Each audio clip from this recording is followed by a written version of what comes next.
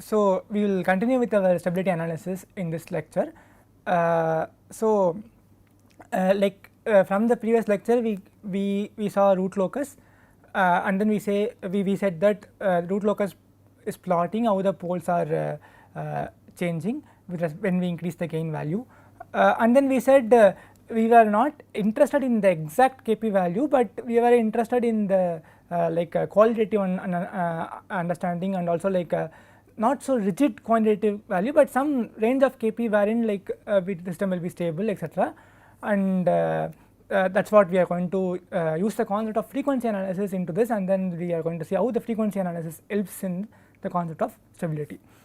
And so if you can recollect from the frequency analysis presentations, so this is what we had as the summary slide from that. So when we excite system with a sinusoidal input, so the output is also sinusoidal at the steady state, and then the magnitude of output depends upon the sign of the input, the amplitude of the input, and also the magnitude of a complex number g of j omega, where g is a system, g of s is a system, and then phase, there is also a phase lag that we observed in the output. So we had the magnitude change and also the phase change. So this is what we observed, and then these formulas we gave for the amplitude and then the phase. So we also plotted the amplitude and phase with respect to the angular frequency, and we said this plot is called the Bode plot.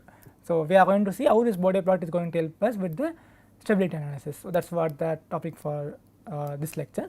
So we will also try to understand intuitively like what happened in the general case, and also we will towards end of it we will try to see where it fails, where this kind of analysis fails. So again to summarize, to tell this from the previous lecture. So we said that okay, why we are interested in the range of Kp, because the model itself, the transfer function itself is an approximation. So we are not interested in the particular value of gain at which it goes unstable, but a qualitative understanding of what value of gain the system goes unstable, etc. So that's what this will give, this analysis will give us in a better way. So now so why now we again ask, okay, this is good, like for when we say that when we increase the gain the poles are moving towards the right of S plane is okay, but why everything happens? Can we ask this question in a deeper sense, is something we are going to say. So this frequency analysis is helping us to give some insight, but this insight is not a very strong insight, basically because this intuition is not a straightforward intuition and can fail at sometimes, but it is okay to have this intuition to begin with. Okay, so remember this, see like what point we are trying to emphasize is this intuition is okay to have to begin with, but this is not a strong intuition and it can fail at times. Okay, so that is what we are going to like keep this point in mind, so that we will go and we will see this where it fails, etc. But we will just have this. So why it goes unstable? So one thing we can say is like, okay, whenever we have a pole on the right hand side of S plane, we are going to have some positive lambda into t, and that is actually causing an increase in the amplitude, so of a sine wave or something, so that is what is going to unstable. But why this increase? So now we ask this question, why this increase in amplitude happens? So what? So if we ask this, then there is a rule called Barkhausen's rule. Okay, if in electronics for creating an oscillator, etc., we use this Barkhausen's rule.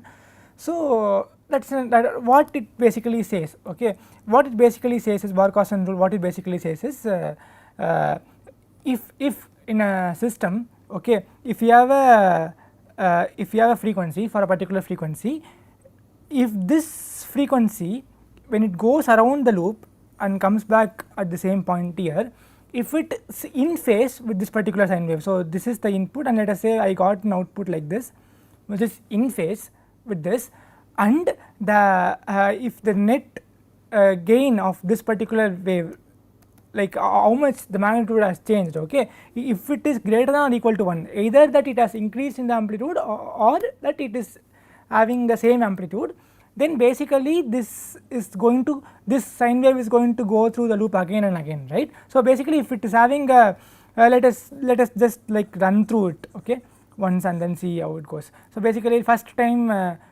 let us have a sine wave is like this here, and then it goes around the loop, and then let us say now the amplitude has decreased. Let us say the amplitude is the modulus of g of j omega at that particular angular frequency. Okay, at that particular angular frequency is say 0.5. So basically when it comes back it will be like and let us say this is the frequency at which it is going through the loop and coming back in phase. Okay, so when if this comes in phase and it is 0.5 in magnitude, then it becomes half of this.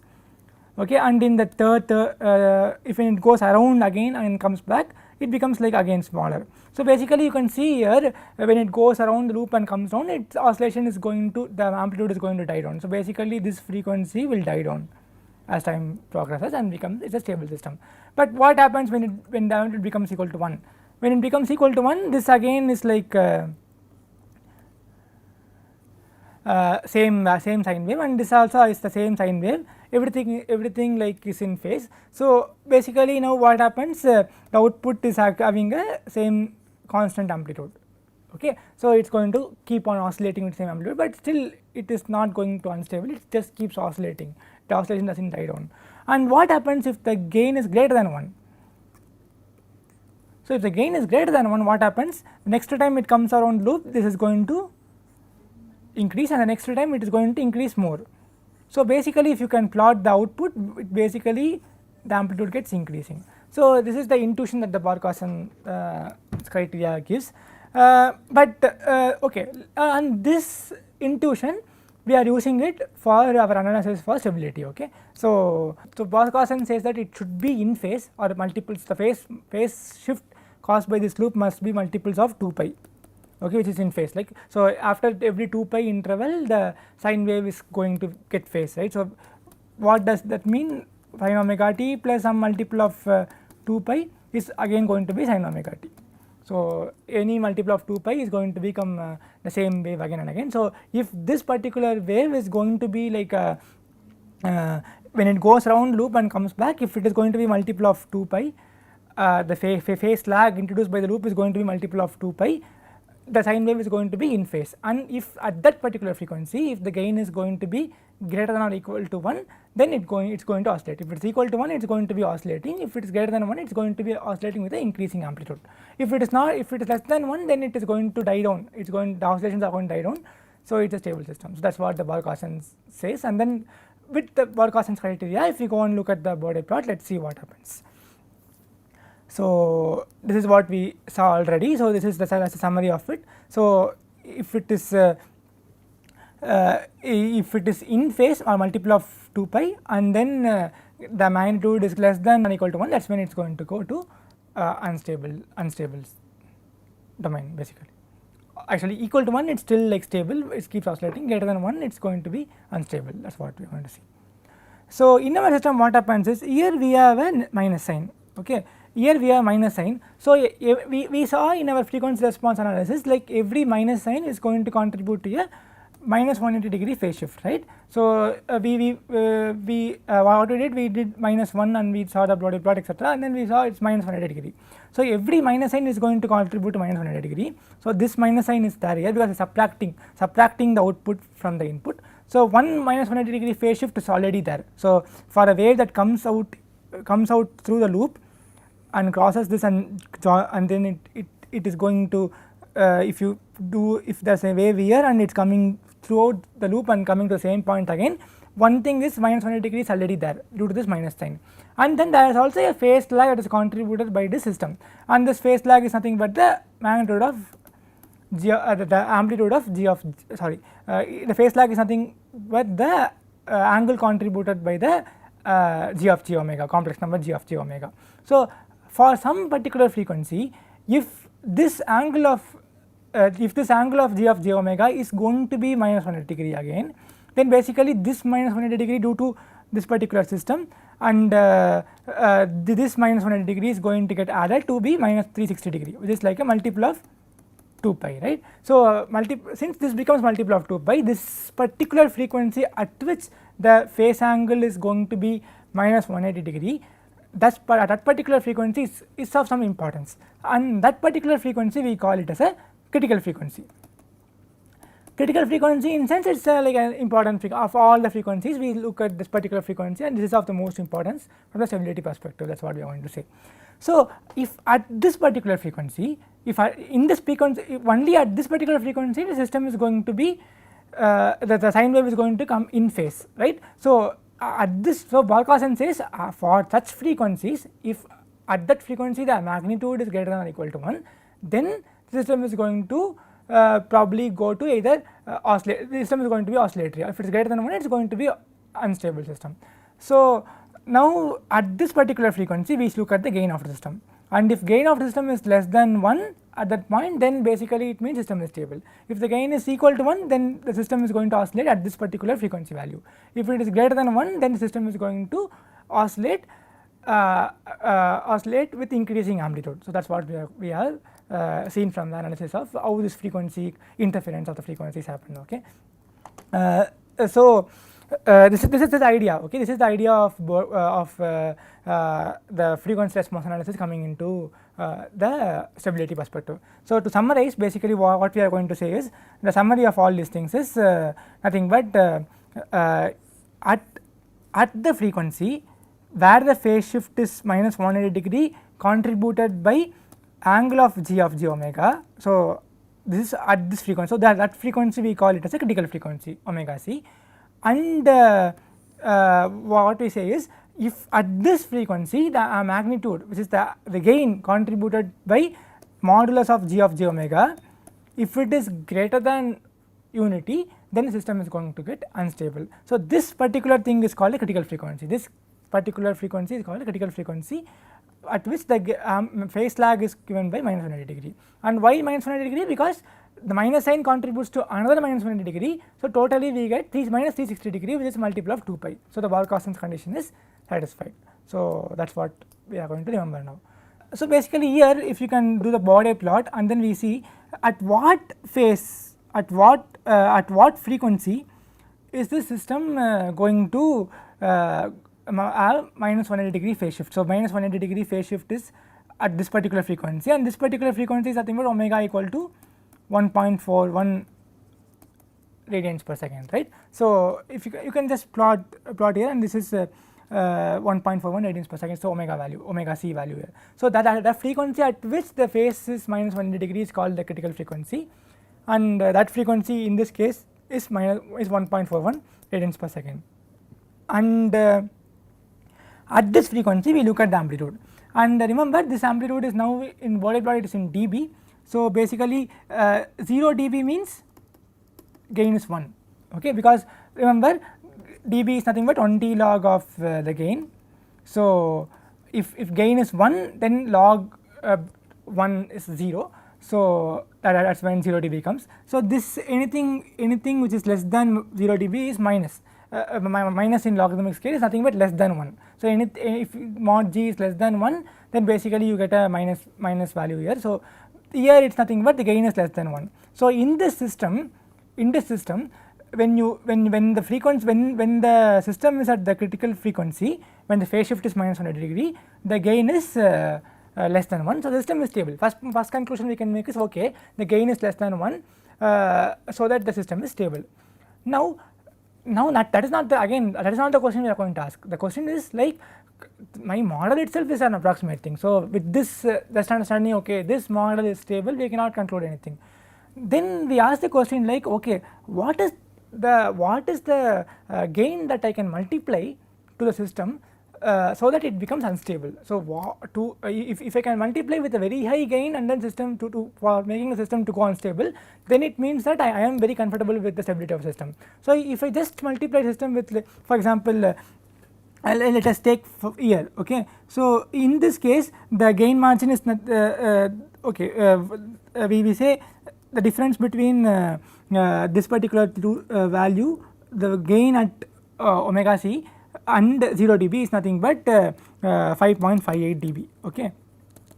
So, this particular value is 5.58, okay, which is nothing but 1.9, okay. Remember for the same system we have analyzed the root locus, and also we found that the ultimate gain was 1.9, that is the same thing here, okay. That is for the same thing, all the methods will give the same values, okay. That is methods may differ, but the values is the same. Okay, so you can use any method to whatever you feel comfortable to find this ultimate gain. So 5.58 dB is 1.9. Why? Because for if 20 log 1.9 is 5.58, you can check this. Okay, so basically what we are going to say is, if I multiply if they multiply the system with a gain of 1.9, then the system becomes unstable. So when I am modeling the system, if I made some mistake, say instead of taking the gain as 1.2, okay, due to some reason I took this gain as 1.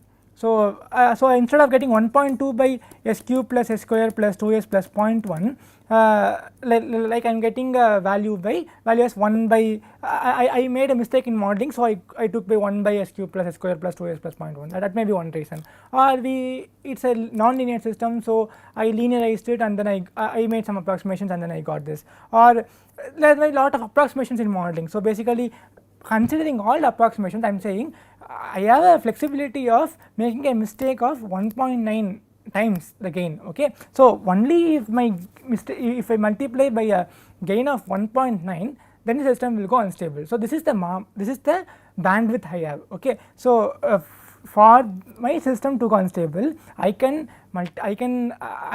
give a gain of 1.9 till I multiply by 1.9 times the gain. I am not going to go to unstable. So that is what we are going to tell there. So this margin, okay, this bandwidth or this margin, we call it as a gain margin.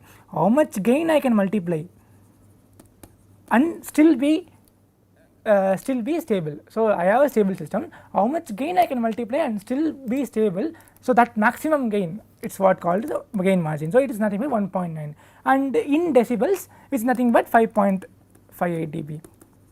So it's actually a multiplicative gain, but when we convert into 2 decibels, basically it's it's something like, if it is a multiplication k into g, when you take the logarithm of it, now it becomes like log k plus log g, right. So this decibels is nothing but how much gain you are going to add. So remember, when you give the gain in decibels, you are telling how much gain in decibels I can add. Okay, because when we convert into multiplication becomes plus in when we take when we take logarithm of it. So logarithmic scale, it becomes addition. Okay, that is something you can remember. But essentially all the things, all logarithm, mathematics, all these maths left, what we are asking is what is the gain I can multiply such that the system will still be stable. What is the maximum gain I can multiply, still the system will be unstable, still the system will be stable. That is what you are going to ask. So which means basically, if I multiply by Kp, if I multiply by gain of 1.2, it is still stable. If I multiply by gain of 1.4, it is still stable, but if I multiply with the gain of 2, it will go unstable. So that is the gain margin. What is the margin, what is the bandwidth of gain I have, so that the system will be still stable. That is what we are going to ask. That is the question, that is the answer for gain margin.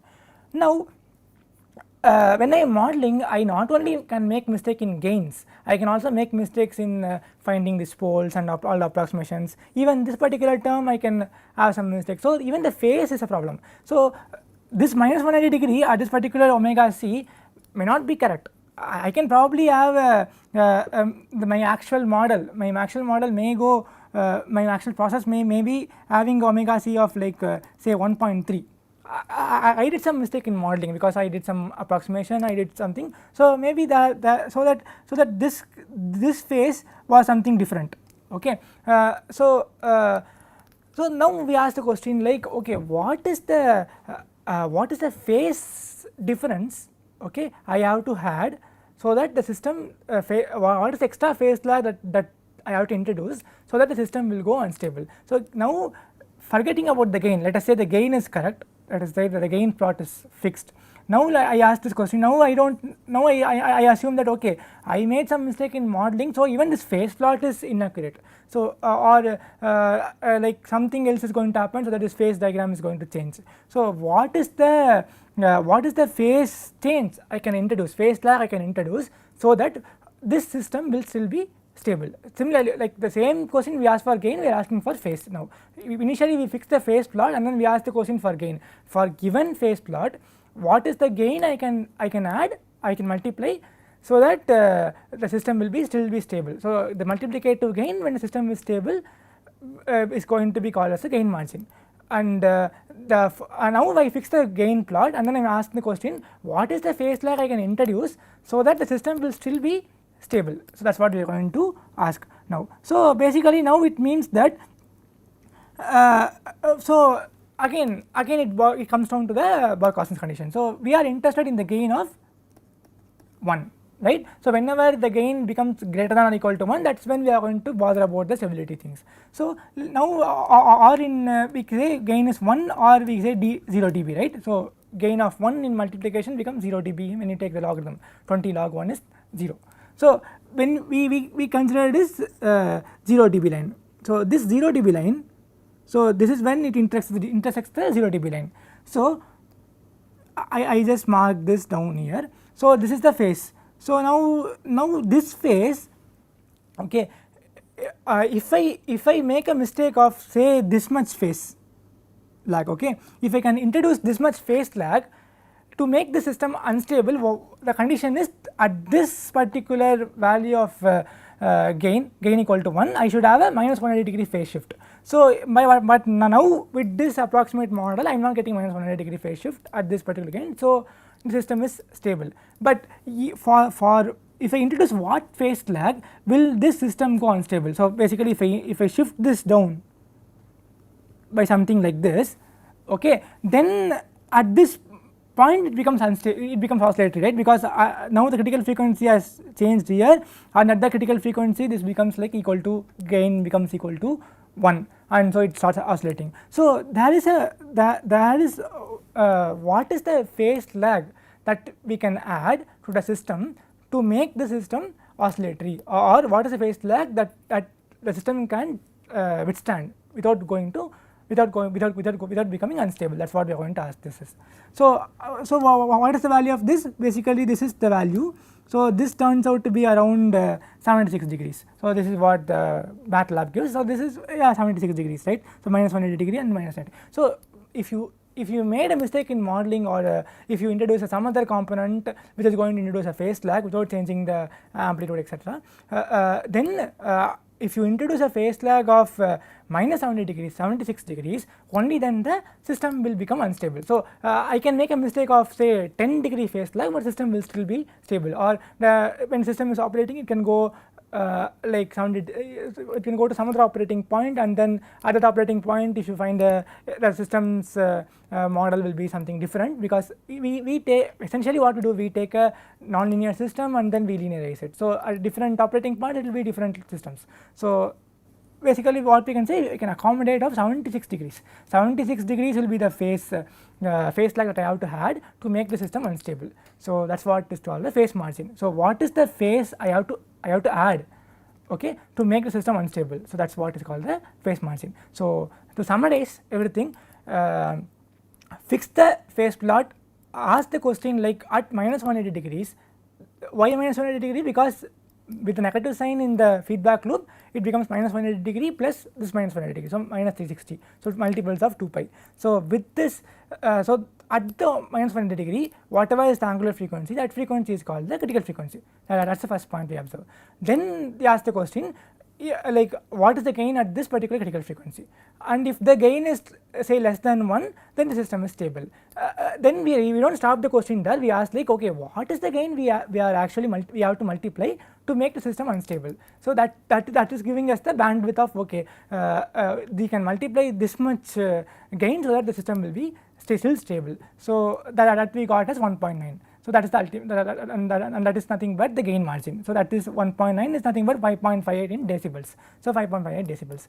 So that is the gain margin thing. And now we fix the gain plot, and then we ask the question like, what is the phase lag I have to introduce so that the system goes unstable. So that is nothing but this given by at 0 dB, because like Barkhausen says like at equal to 1, right, the gain should be equal to 1. So at 1 when it becomes, what should I do to shift this to become like minus 180 degree. So what is the phase lag I have to introduce to make make this particular phase as minus 180 degree at that particular value when gain becomes equal to 1. So that is called the phase margin. So till what phase lag can I introduce so that still system will still remain stable. What is the maximum phase lag I have to introduce so the system will still remain stable.